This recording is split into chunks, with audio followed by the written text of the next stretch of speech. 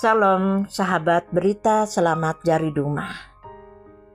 Kita bersyukur pada Tuhan atas segala kasih dan kemurahannya dalam keberadaan hidup kita sampai pada kesempatan ini.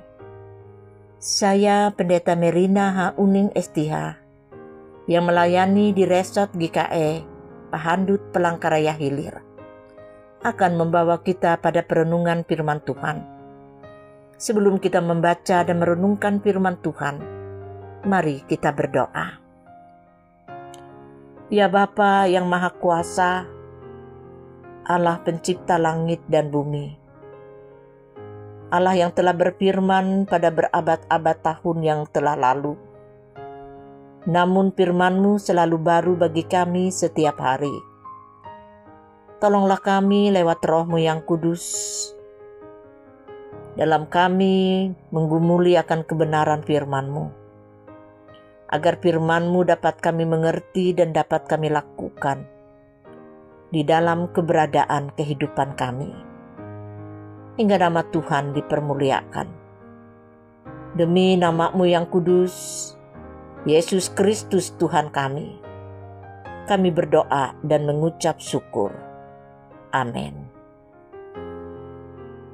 Saudara-saudara yang dikasihi Tuhan kita Yesus Kristus, firman Tuhan yang kita baca dan renungkan pada hari ini dari Yeremia pasal yang ke-13 ayat 12 sampai yang ke-14. Demikian bunyinya. Katakanlah kepada mereka firman ini, beginilah firman Tuhan Allah Israel. Setiap buyung harus dipenuhi dengan anggur. Dan jika mereka berkata kepadamu, masakan kami tidak tahu betul bahwa setiap buyung harus dipenuhi dengan anggur?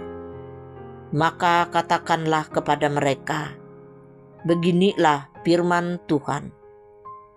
Sesungguhnya seluruh penduduk negeri ini akan kupenuhi dengan kemabukan. Para raja yang duduk di atas tahta Daud, para imam, para nabi, dan seluruh penduduk Yerusalem. Aku akan membantingkan seorang kepada yang lain, sampai mereka hancur. Bapa-bapa dengan anak-anaknya, demikianlah firman Tuhan.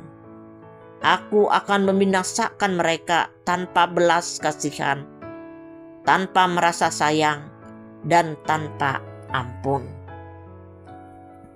Saudara-saudara yang dikasihi Tuhan kita Yesus Kristus, jangan sia-siakan kesempatan untuk bertobat.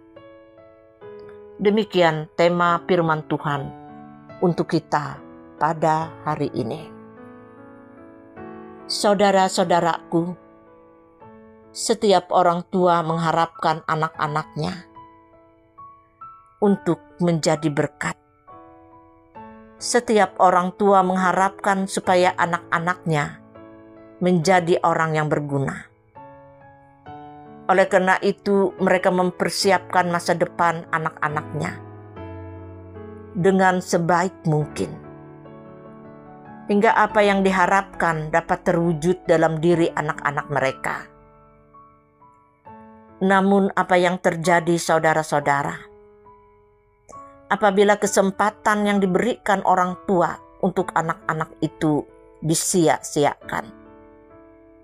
Mereka tidak menggunakan kesempatan yang ada yang diberikan dengan baik. Banyak anak yang terlibat pada pengaruh-pengaruh yang jahat. Mereka mengkonsumsi obat-obat yang terlarang, minuman keras, hidup dalam kebebasan. Tentu ini saudara-saudara sekalian dapat menjerumuskan mereka pada kehancuran. Dan hal ini pula yang mengecewakan orang tua. Dan mereka akan merasa sedih. Mereka akan marah melihat kenyataan yang terjadi dalam keberadaan hidup anak-anaknya. Karena nasihat dan ajaran yang mereka berikan menjadi sia-sia. Saudara-saudara sekalian, hal demikian dapat saja memacu orang tua untuk menjatuhkan hukuman pada anak-anak mereka. Dan tujuan daripada penghukuman ini tidak lain, supaya mereka menyadari akan kesalahan mereka dan hidup lebih baik lagi. Hukuman ini bisa berupa pukulan fisik atau suatu penyitaan seperti HP, di mana mereka tidak lagi dapat mempergunakannya. Bisa berupa uang jajan mereka tidak diberikan, dan bisa juga berupa hukuman di mana anak-anak dikurung di dalam kamar untuk belajar. Saudara-saudara yang dikasihi Tuhan kita Yesus Kristus, semuanya ini dilakukan berdasarkan kasih orang tua kepada anak-anaknya, supaya mereka dapat kembali ke jalan yang benar. Demikian saudara-saudara sekalian, umat Allah Israel, di mana Allah memiliki harapan begitu besar dalam kehidupan mereka, supaya mereka menjadi saksinya untuk memperkenalkan Dia kepada dunia sebagai Allah yang hidup, Allah yang benar, pencipta langit dan juga bumi. Saudara-saudara, untuk itulah Allah memberikan kepada Israel umatnya hukum-hukum dan ketetapan-ketetapan.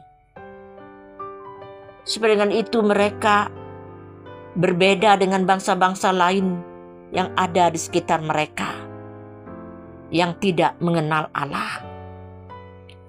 Allah juga, saudara-saudara sekalian, begitu memberkati dan mengasihi umatnya Israel, yang mengingini supaya mereka menjadi umatnya yang ternama, umat yang terpuji dan yang terhormat. Namun Israel tidak mau. Yeremia 13 ayat yang ke-11. Saudara-saudara, saat Yosia menjadi raja Yehuda,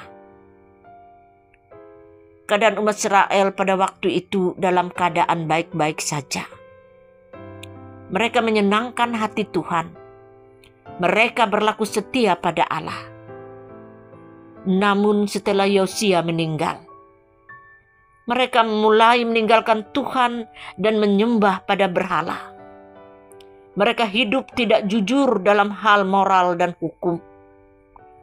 Keadilan tidak ditegakkan bagi orang yang miskin dan orang yang lemah.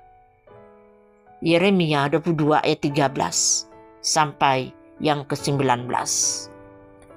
Saudara-saudara sekalian, dari mulut para nabi termasuk Yeremia, atas titah Tuhan supaya mereka bertobat. Dan di sini kita melihat, saudara, begitu baiknya Tuhan. Dia tidak langsung menghukum umatnya, tapi Dia memperingatkan mereka terlebih dahulu. Kita melihat bagaimana respon orang Israel ketika mendengar ini, berita tentang pertobatan yang disampaikan oleh Yeremia. Bukannya mereka mendengar, menyesal, menerima dan bertobat atas berita yang disampaikan oleh Yeremia. Namun sebaliknya, saudara-saudara, mereka membenci akan nabi Allah ini. Bahkan tindakan ekstrim yang dilakukan oleh Raja Yoyakim, di mana ia merobek-robek dengan pisau gulungan-gulungan nubuatan dan mencampakkannya ke dalam api. Yeremia 36 ayat 22 sampai yang ke-33. Hingga demikian, saudara, apa yang dilakukan oleh umat Allah ini merupakan sikap menolak Allah dan menghinanya. Dalam bagian firman Tuhan, melewati nubuat yang disampaikan oleh Yeremia ini. Ini merupakan satu peringatan yang disampaikan dengan keras, dengan simbol buyung anggur. Bagi bangsa Israel, saudara-saudara sekalian, buyung anggur merupakan satu benda yang tidak asing. Karena buyung ini dipergunakan untuk tempat air anggur disimpan. Air anggur ini bagi umat Allah Israel melambangkan kemakmuran dan juga kesenangan. Ini juga melambangkan akan berkat dan kebaikan kasih Allah yang Allah nyatakan dalam kehidupan umatnya Israel. Namun berkat dan kebaikan Tuhan ini disalahgunakan. Mereka mempergunakan untuk memuaskan keinginan-keinginan daging mereka. Mereka berdosa kepada Tuhan. Mereka menjadi bangsa yang sombong dan congkak dengan hidup semau gue. Mereka tidak memerlukan Allah. Padahal segala apa yang mereka miliki itu semua bersumber daripada Allah. Oleh karena itu, saudara-saudara sekalian, Tuhan akan menurunkan hukuman kepada Israel. Dan murkanya akan dinyatakan kepada mereka. Dan ini dilambangkan dengan buyung anggur yang dipenuhi dengan anggur. Anggur di sini tentu berbeda dengan anggur yang mereka pahami selama ini. Anggur di sini adalah anggur murka Allah. Bukan anggur yang membawa kemakmuran, yang membawa kesenangan bagi mereka. Anggur di sini adalah anggur kemarahan Tuhan. Dan ini akan dialami oleh Israel umatnya. Ini dilambangkan dengan buyung. Dan anggur murka Allah itu membuat mereka menjadi mabuk. Artinya dalam keberadaan kehidupan mereka, seperti orang yang mabuk yang tidak mengenal dirinya, yang tidak tahu arah tujuan hidupnya. Karena mereka menolak Allah, maka dalam keberadaan hidupnya tidak ada damai dan sejahtera. Tidak ada tujuan. Mereka saling bertikai satu dengan yang lainnya. Kehidupan mereka menjadi kacau. Dan akhirnya mereka akan dihancurkan dan dibinasakan.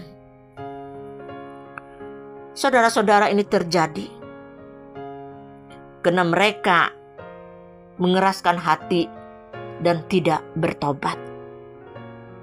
Dan itu dilakukan terus-menerus dalam keadaan kehidupan mereka. Ibu bapak saudara-saudari yang dikasihi Tuhan kita Yesus Kristus. Dunia tempat kita hidup sekarang adalah dunia yang penuh dengan dosa. Untuk itulah saudara-saudara, Allah memanggil kita untuk menjadi garam dan terangnya. Tapi dalam keberadaan kehidupan ini, saudara-saudara sekalian, banyak kita tidak bisa menjadi berkat. Kita encap kali mengikuti akan gaya dunia, akan keinginan-keinginan daging kita, dengan segala hawa nafsu dalam keberadaan kehidupan kita. Firman Tuhan tidak lagi menjadi dasar suluh pelita dalam keadaan hidup kita. Kehidupan kita, saudara-saudara sekalian,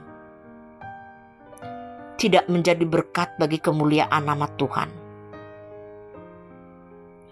Saudara-saudara yang dikasihi Tuhan kita Yesus Kristus, hamba-hamba Tuhan dan orang-orang yang mengasihi kita tentu akan menegur kita apabila kita melakukan akan kesalahan atau dosa. Entah teguran itu secara lisan atau melewati firman Tuhan, ataukah teguran itu melewati Alkitab yang kita baca. Namun banyak orang, saudara-saudara sekalian, yang menolak akan firman Tuhan. Banyak orang yang membenci orang yang menyampaikan firman Tuhan, yang memberikan nasihat, memberikan teguran. Karena bagi mereka orang-orang itu menyinggung perasaan mereka. Begitu banyak orang yang terlena kena dosa-dosa. Banyak orang yang merasa rugi untuk melepaskan dosa-dosa itu. Karena bagi mereka hal itu menyenangkan dan menguntungkan mereka. Mereka tidak peduli kepada teguran, kepada nasihat yang diberikan oleh Allah melalui para hamba-hambanya. Padahal teguran dan nasihat itu merupakan wujud daripada kasih Allah. Karena Ia tidak menginginkan orang yang dikasihinya binasa. Saudara-saudara yang dikasihi Tuhan kita Yesus Kristus, menghadapi orang bebal yang tidak mendengar akan seruan pertobatan,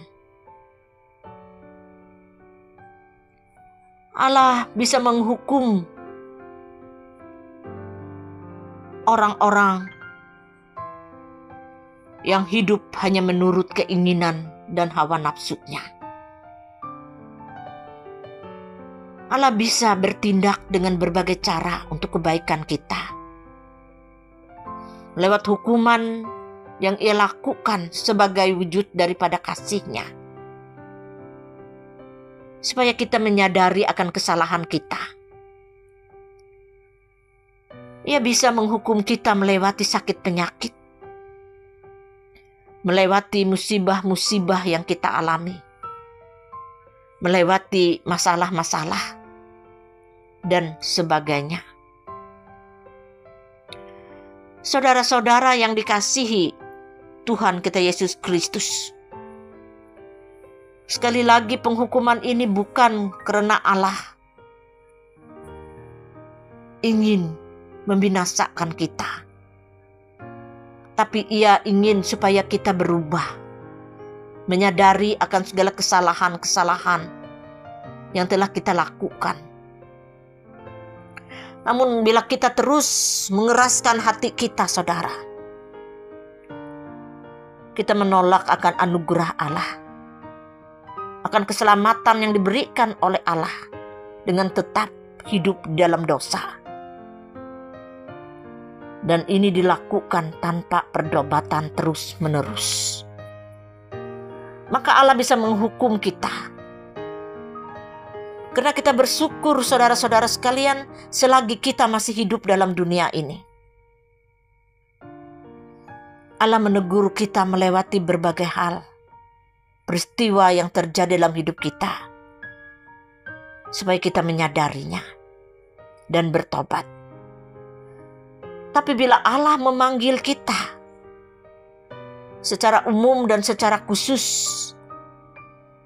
yaitu melewati kematian dan kedatangan Tuhan yang kedua, maka tidak ada lagi kesempatan, saudara-saudara sekalian, untuk kita bertobat. Karena kita telah menyia-nyiakan akan panggilan Tuhan untuk keselamatan kita. Kita akan menerima hukuman yang kekal, saudara-saudara. Sekaranglah waktu yang diberikan oleh Tuhan,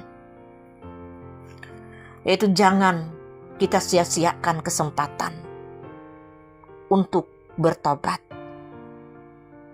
Sehingga dengan pertobatan yang diberikan oleh Tuhan kepada kita, bila Ia datang yang kedua kalinya, kita dapat menyongsong Tuhan dengan penuh sukacita. Tuhan memberkati kita semua melewati firman-Nya. Amin. Mari kita berdoa.